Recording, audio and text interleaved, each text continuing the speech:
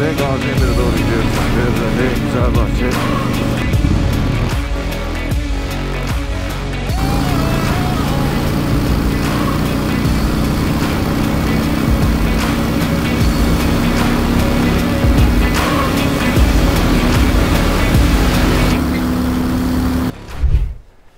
Merhaba, ben Emrah Kaymakçı. Bugün sizlere motorumuzun krom bölgelerinde oluşan ufak tefek oksitlenmeler, paslanmaları basit ve ucuz şekilde nasıl çıkartabileceğinizi göstereceğim.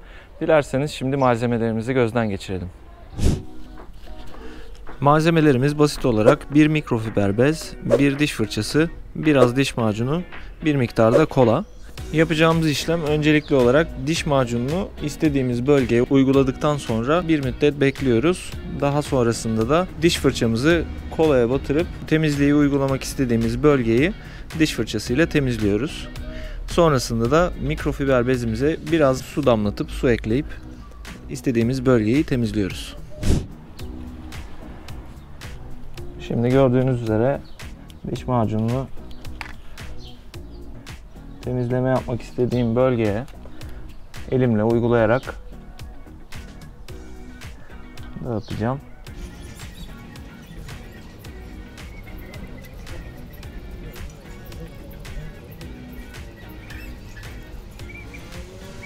Şimdi diş fırçasıyla temizlemek istediğimiz yerlerden biraz daha yoğun bir şekilde üstünden geçeceğiz.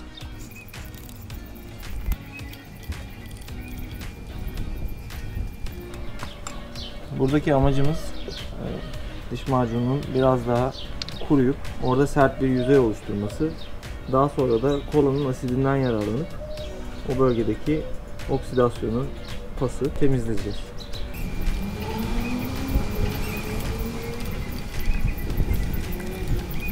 İçerilerde oldukça yoğun bir şekilde birikmiş oksidasyon mevcut.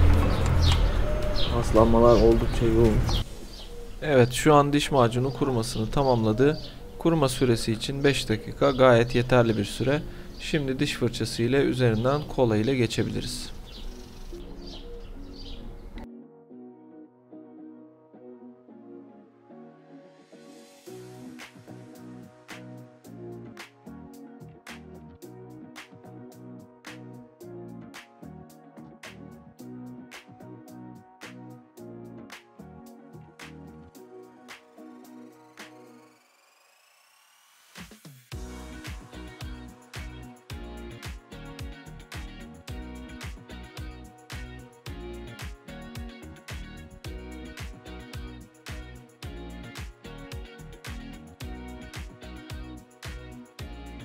Evet, bütün işlemlerimizi bitirdik. Geriye sadece suyla bir temizliğimiz kaldı. Bu suyla temizliğimizi yaptıktan sonra da bezle üzerinden geçeceğiz. Tüm oksidasyonu ortadan kaldırmış olacağız. Son halinde sizlerle paylaşmış olacağım.